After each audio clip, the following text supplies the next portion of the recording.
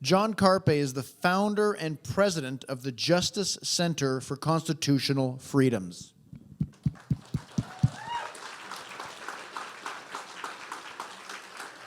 He has devoted his legal career to defending the constitutional freedoms through litigation and education. Ladies and gentlemen, John Carpay. Thank you. And thank you, We Unify Canada. Thank you for the opportunity to be with you here this evening. It is a great honor. I wish I could have been here on Friday and Saturday. I'm told all of this will be posted online. I was invited to speak at a conference in Red Deer quite a few months ago, and I had agreed to that. And Jonathan was kind enough to accommodate me to be here with you on Sunday. So thank you, Jonathan. Thank you, We Unify Canada. And I want to thank each and every person here. You are living out and practicing a maxim that you've probably heard before, but the only thing necessary for evil to triumph is for good men to do nothing. And you're not doing nothing, and so you are preventing the progress of tyranny in our country. You are the bulwark. You're standing up against that. When you attend these conferences, when you communicate with your MLAs and your MPs, when you hand out brochures, when you deliver brochures and put them in mailboxes, when you forward emails to friends and family and colleagues, when you are doing these things, it is those small acts that make the tyranny crumble. We've heard references, so much good content. You're not going to hear anything new from me because there have been so many good things put forward with all these fantastic speakers these last 3 days. A lot of references have been made to Václav Havel, if I'm saying his name correctly. I read his 70-page essay, and he talks about living in the truth. And it's these small acts. He talks about, for example, the communist bureaucrat wants you to put up a poster in your store window that says, "Workers of the world unite," or something like that. It's a small act of saying, no, I'm not going to put up that poster. And unfortunately, you may have to pay a price for that. One of our speakers said that this necessarily involves suffering. I don't know if it was Dr. Malthouse. It was one of the doctors. Fantastic presentation from the doctors earlier this afternoon, wasn't it? Courageous. I want to thank also, there are many people here this evening that are supporting the Justice Center financially. Thank you very much. We've got a team of 10 lawyers and a half dozen paralegals and a half dozen communications and administrative staff. They're in the trenches every day. We have fantastic outside counsel. Leighton Gray is one of the lawyers. He's not one of our staff lawyers. He's been doing fantastic work cross-examining Dina Hinshaw and acting for Pastor Tim Stevens and for Pastor Coates. And so we've got fantastic staff lawyers and fantastic outside counsel. And all of that's possible because there are people in this room, you're doing your part. Right? Some people, they have the means to give us $10,000 a year. That's great. Other people, $5,000 a year, $1,000 a year, $500 a year, $100 a year. Everybody's doing their part, and then it all comes together. And we've got that team of lawyers. We have lawyers in BC, Alberta, Saskatchewan, Manitoba, and Quebec. Over 200 court cases all over Canada. Just last week, we got an acquittal. You may remember in the early days of lockdowns, by the way, the hardest part of the 2 weeks to flatten the curve has been the last 3.5 years. And you may remember there's a young man in Ontario got a ticket for playing basketball outdoors alone. And so just last week, we got those charges withdrawn and acquitted, dismissed. So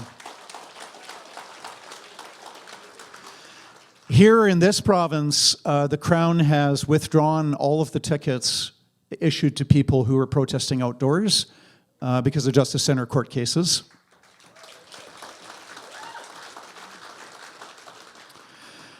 We've had a student at Mount Royal University was threatened with expulsion for not getting injected with a substance that is still, for which there's no long-term safety data available. And the Justice Centre went to bat for him, did not get expelled, and then other students as well. Who's heard of Shelley Wilson? Nurse in Saskatchewan. She publicly disagreed on social media with the government's narrative, got a threatening letter from the Saskatchewan College of Nurses. Justice Centre went to bat for her and said, you are a government body, you're required to respect the Canadian Charter of Rights and Freedoms, of which Section 2B is freedom of expression. And fortunately, the college backed down, and so nurse Shelley Wilson is back to just caring for her patients without having to worry about having her license pulled, preventing her from, that would prevent her from earning a living. So another victory. We were the first organization in Canada to sue the federal government over the mandatory requirement to use the ArriveCan app. And a few weeks later, after we filed our court action, government withdrew that and said it's no longer mandatory. So it was another victory. We've had our setbacks as well. One of the many horrific court rulings in the past 2 or 3 years was the dismissal as moot, the charter challenge brought by the Honourable Brian Peckford against the travel restrictions. And so it was a disgraceful decision rendered in October of 2022, barely a week or 10 days prior to when oral argument would have been heard on Monday, October 31st. That's when oral argument was scheduled. That was the last phase after months of government witnesses and their affidavits, and they got cross-examined by Justice Centre lawyers and by lawyers. There were 4 parties. The actions were consolidated.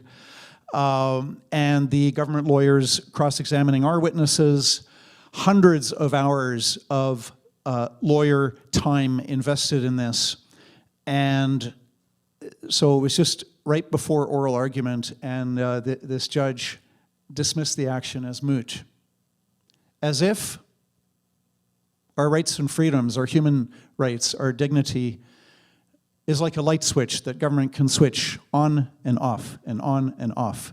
And, you know, it's turning off your rights and freedoms. Oh, we got a court action now. Oh, it's not going very well for us. Okay, well, flick them back on. Oh yeah, it's moot, it's moot. You know, somebody said, well, could somebody accused of shoplifting use this argument and say, well, I'm not shoplifting right now. You know, I was back then, right? So I should get off because I'm not shoplifting at this moment. You know, that was a long time ago. I'm not shoplifting anymore. I mean, these violations of our rights and freedoms are horrific and arguably, theoretically at least, they could be scientifically justified. And in fact, that's what our charter requires in Section 1, is that governments can violate our rights and freedoms. However, the onus is on the government to justify demonstrably the violations by showing that the law that violates rights and freedoms is actually doing more good than harm. And the onus is not on the citizen, the onus is on the government to demonstrate that. And yet we've had court rulings where judges don't even engage the evidence at all. They say, well, you know, the applicant said this and this, and the government said this and this, but, you know, we're in a really scary pandemic, so we're just going to defer to the government. That's a complete abdication of responsibility. Judges are required to explain why. Okay? We wouldn't accept this in another court action if the judge said, well, the plaintiff argued A, B, and C, and the defendant argued D, E, and F, and so, you know, I'm going to rule for the plaintiff. Well, no, you have to explain why you think the plaintiff's evidence is better than, superior than, more persuasive than the defendant's evidence. So some judges, they're not doing their jobs. So there's a lot to be unhappy about, but I want to focus on solutions. Bad law follows politics, politics follows culture, culture follows education. That's to a large extent. I've heard references earlier today from other speakers about the cultural rot, and this is a big problem. We've abdicated our own, Canadians generally, and I'm not pointing the finger at anybody in this room or at myself, but Canadians generally, we've abdicated our responsibility to educate our own children and say, oh yeah, I'm too busy for that. Want both parents to be able to work full time and just kind of forget about it, and the kids are going to learn what they're going to learn. Well, the chickens have come home to roost. We have whole generations now that don't know how to think, that don't know anything about history. If a man is ignorant of history, you can convince him of anything. People without a knowledge of history are gullible. They can be persuaded of anything. But if you have a knowledge of history, it's a lot harder to manipulate and control people who are educated in history. And this is one of the shortcomings of the education system. So a solution, part of that solution, the Justice Centre is currently designing a curriculum for high school students on the Free Society and the Canadian Charter of Rights and Freedoms.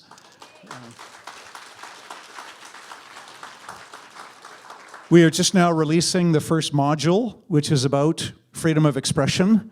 I really appreciate Leighton Gray's remarks about freedom of expression. It's been said, and I think it's true, that if you had every right and freedom taken away from you by tyrants, but if you're able to hang on to your freedom of expression, you could use that freedom of expression to win back all the other rights and freedoms that you've lost. But if you lose your freedom of expression, how do you even defend yourself against other threats? Right? The threats that we've seen in the last 3.5 years, the threat to your freedom of association when the government, the tyrants, make it illegal to have Christmas dinner with your own mother or with your own son. The violation of the freedom of expression of the doctors. The Justice Centre has had the privilege and the honor of representing courageous doctors across Canada.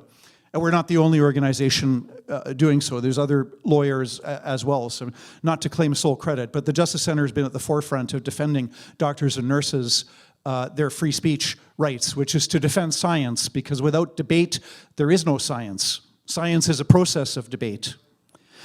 So that freedom of expression is important. So that's the first module that we're releasing in that curriculum, and it's going to be used initially. It might be a lot of homeschoolers, private schools, but in most provinces, social studies teachers have discretion to use curriculum that the teacher herself or himself can pick out. And so if we want to, again, law follows politics, politics follows culture, culture follows education, so we got to fix education. We have to educate ourselves, we have to educate our neighbors. On the back table there to my left, to your right, over there on the table, there's a brochure tracked and traced. We are trying to get ahead of the curve on centralized digital ID. Who here has heard about social credit in communist China? Lots of hands, yeah. This is not the social credit that you and I grew up with, because I'm from BC. I grew up in Kitimat and Williams Lake, and so, of course, those of us, I gather mostly British Columbians in the room, the Chinese social credit means if you criticize the government on social media, you can't get onto a subway or a train or a plane. And so we saw this implemented with the vaccine passports, where suddenly you have to divulge personal, private, confidential medical information to a total stranger. You're a 16-year-old, barista at a Starbucks, or the attendant at the public swimming pool. We saw that on a small scale. The technology is there for governments to completely control us. And so we will shortly be releasing a petition. Take this brochure, and if you want to distribute it, please do so, because that's part of educating the public, which is a long process. It's going to be a lot of hard work. It's going to take a lot of time. We've had hundreds of thousands of brochures distributed, and people contact our office and they want 50 or 100 or 500, whatever. You leave it sticking out of the mailbox. Don't tuck it in. Nobody will find it. Leave it hanging out. And we've got to keep up that process. Who's heard of Matthias Desmet? Okay. very educated crowd here. He says, people go mad in crowds, but they regain their sanity one by one by one by one. And so it's this continual process of things like you distribute a brochure, you forward an email. It's these little small acts that bit by bit by bit by bit by bit by bit by bit, people are able to slowly let go of the fear that clouded their thinking, the fear that turned them into very obedient citizens. So that's on the education front. Where is Jonathan with the clipboard? Is Jonathan here right now? Is the clipboard here? Ah, here it is. Okay. So while I'm speaking, and this can continue during the Q&A, this says, put your name and email down. This is to get our Justice Update newsletter. It's part of educating yourself, and you can forward the newsletter to other people. Not only is it the most interesting newsletter you could ever read, but we only send it out twice a month, so you're not going to be inundated with daily emails from the Justice Center. So that's just going to circulate, and put down your name and your email. So, education, we need the change there to change culture. Culture, We Unify is a good example, and there are many, of cultural change. If you get weekly meetings and you get people together that are connected. Is that cell phone finally going to leave the room? It's really distracting me. Build networks, okay? Build networks of community. We Unify is meeting once a week, and I think two Tuesdays out of 4, it includes a meal. It is those networks that bring about the cultural change. Then we move to political change. So a few things. First of all, engage your MP and MLA. Do not give up and quit. I once heard a guy complain about how, well, he sent an email to his MLA and nothing happened. And so, obviously being engaged in politics doesn't work because, he sent an email to his MLA and, that would be like somebody who goes to the doctor and the doctor says, you know what, like you're smoking, you're drinking way too much alcohol, you're obese, you never exercise, you're a couch potato, you got to turn your life around if you want to live longer because you're on your way to a heart attack or a stroke pretty soon. And so the guy goes home and then he does a sit-up and a push-up, and then he gets up and he looks in the mirror and he says, exercise doesn't work. Right? Well, okay, you got to do a bit more than one push-up and one sit-up. So it's more than just one time firing off one email to an MLA. Now, people who say that politics can't work, look at what's happened in Alberta the last 2 years. We had a tyrant, Jason Kenney, who lied to us repeatedly with the whole government narrative, the false narrative, You know the narrative, COVID's as bad as the Spanish flu, there are no treatments, everybody should be very afraid, lockdowns are wonderful, the whole kit and caboodle. And there were enough Albertans who got fed up with this, they joined the United Conservative Party, and there was a vote on a continuation of leadership confidence vote, and there are so many Albertans who joined that political party and voted, and then when Jason Kenney had only 51.4 or 52%, he resigned. And then the winner of the leadership race was somebody who was kind of generally pro-freedom and had spoken out against lockdowns, and somebody very different became premier. So, join a political party. The Justice Center is a registered charity. We're nonpartisan. I won't tell you which party to join. You decide that yourself. If you are a member of a political party, you have literally 10 times as much influence over what goes on in your province and federally as your next door neighbor who is not a member of a political party. If you're a member of a political party, you get to vote in the leadership race, because periodically, once every 5 or 10 years, every political party, they have a leadership race. And you get people with different beliefs and different agendas and different philosophies, different values that are running for leader. And so if you're a member of a political party, you're eligible to vote for who's going to be the party leader. You're eligible locally in your own district.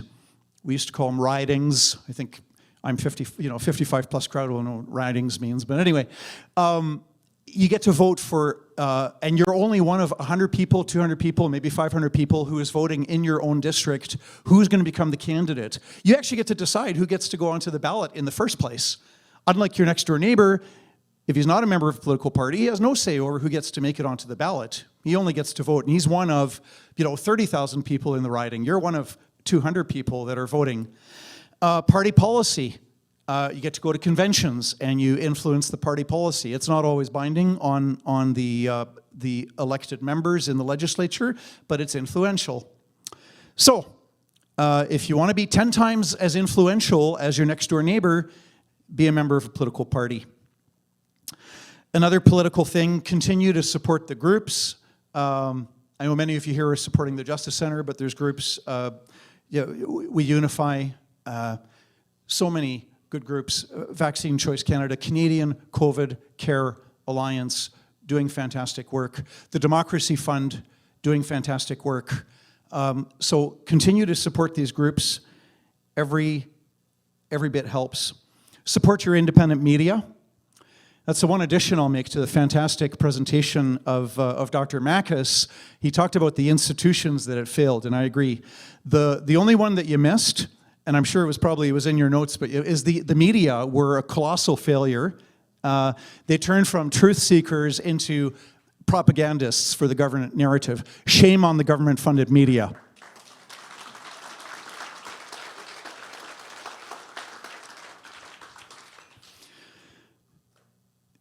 So education shapes culture, culture shapes politics, politics shapes the laws as well as the court rulings. On the legal front, support groups like the Justice Center, the Democracy Fund. Do not comply with unjust laws. Makes a huge difference.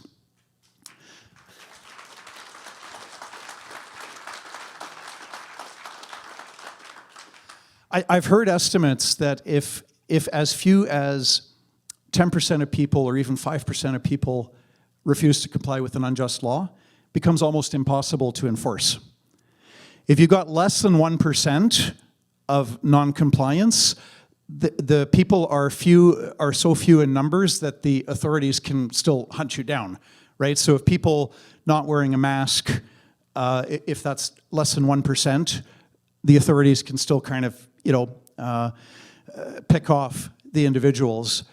But if you get up to 5%, 10%, it just becomes impossible. The authorities cannot throw 5% or 10% of the population into prison. They cannot clog up the court system with millions of mask tickets or tickets for refusing to wear a mask. They can't. It falls apart. So do not comply with unjust laws. That's what you can do on the legal front, and supporting groups like the Justice Center, the Democracy Fund that are fighting these battles in court. So what are the two virtues that we need to win this war? And this is a war. We're in a war. Now, there aren't bullets and bombs and tanks, but we are very much in a war. Wars take time. I mean, many wars take years. There have been some wars in history that were, a few weeks or a few months, but a lot of wars. There's a 100 Years' War in Europe between France and Britain, I believe. That went on for a long time. World War II lasted for about 6 years, arguably longer. If you look at Japanese aggression into China, it was longer than 6 years, but at least 6 years for World War II. World War I was 4 years. So wars take a long time, and wars have battles, and you have defeats and you have successes. And sometimes you take 3 steps forward and it's 2 steps back, and then 2 steps forward and 4 steps back, and you're worse off. But then 6 steps forward and only 1 step back, and so it goes. And so we're fighting these battles. I really appreciate the words of encouragement from Umar about how this takes time. We got to be back in the courts again and again and again, and not be discouraged, not be deterred.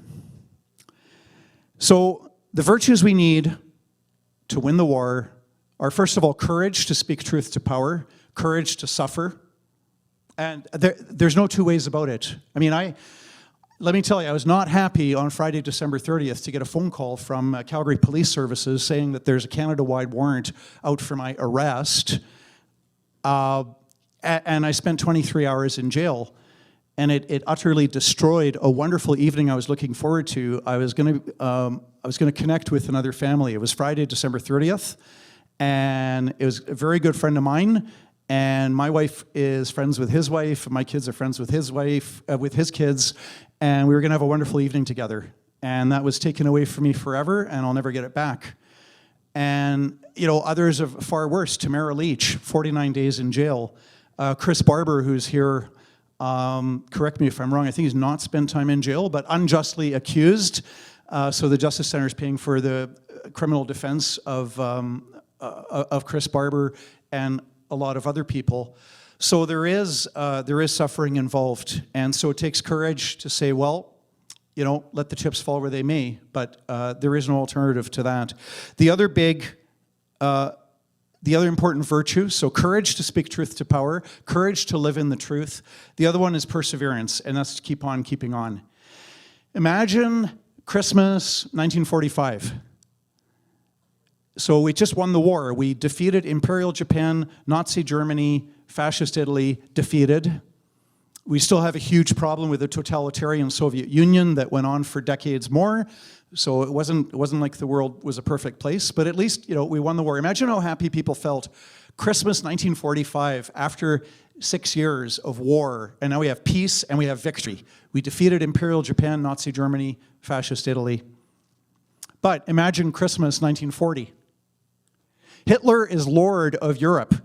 Every country on the continent is either occupied by the Nazis or is allied with the Nazis. Right? They took over, successfully invaded the Netherlands, which is where I'm from, Belgium, Luxembourg, France, Denmark, Norway, Poland, and on and on and on. And then you've got, you know, these different regimes are allied with Hitler, the Romanians, the Hungarians. Others are neutral, Spain and Portugal. So Hitler controls the whole continent, all of the forests and the farms, the agriculture, the mines, the minerals, everything. I mean, would you feel happy and confident Christmas 1940? You know, in hindsight, we look at it and go, oh, well, you know, of course, you know, our side was going to win, you know, because of, you know, this, and this. Well, not in Christmas 1940, we didn't know. We had no idea. And so people kept on going. They had the courage to persevere. My grandparents suffered, as did all the Dutch people, the Nazi occupation of the Netherlands. And, you know, the Nazis took away all of the freedoms of association, peaceful assembly. There's no voting, there's no democracy, there's no freedom of expression, et cetera, et cetera. And they persevered. They didn't know how long it would be. They didn't know it would be 5 years. For all they could have known in the early stages, that Nazi occupation could have gone on for decades. They didn't know it would be 5 years. But they had the virtue of perseverance. So we are Canadians. We know that quitters never win. And we know that we know that quitters never win, and we know that winners never quit. And we understand that it's better to die standing than to live on our knees. And so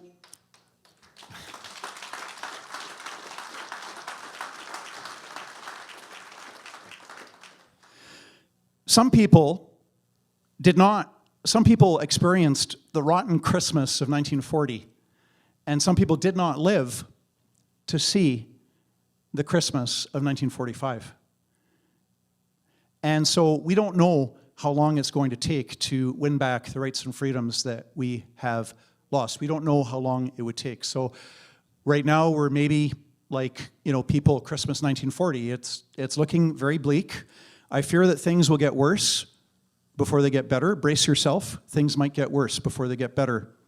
So it's Christmas 1940. But we need that perseverance. We need to think of a real hero, Sophie Scholl. Who's heard of Sophie Scholl? See a few hands. She was a teenager in Nazi Germany who, she and two others, they distributed these anti-Nazi flyers against Hitler and saying, you know, Germany should make peace, and Germany was going to lose the war anyways, and to continue the war was just to lead to more deaths of more people. And so they had these flyers, and they got caught. And the movie, it's on the internet, you can get it. I don't even think you have to pay for it. I think there's a free version. It is auf Deutsch, aber mit Übersetzung, and so there's subtitles throughout. A fantastic movie, Sophie Scholl, S-C-H-O-L-L. I encourage you to watch that. Spoiler alert, well, you can guess what happened to her, right? After she got caught. I've already done that, spoiler alert. So she got interrogated, and then there was a trial before a Nazi court with Nazi judges, and she and the other two were executed. So they were killed. And there's this one scene where she meets with her parents. Her parents get to see her briefly for 2 minutes before she's going to get executed. And they said, "We're proud of how we raised you." So who's, history, God judges, or if you don't believe in God, history judges, right? Sophie Scholl was on the right side of history, and Adolf Hitler was not. And so we have to remember this, that this is like Christmas 1940. I really hope I hope we'll all see Christmas 1945. I hope we all will. Who knows? We don't know how long this will take. Hence, the importance of the virtue of perseverance. And I'm convinced that we will get back our rights and freedoms, because truth always vanquishes the lie, because freedom will always triumph over tyranny, because justice will always win out over injustice. And so we are going to win. Thank you very much.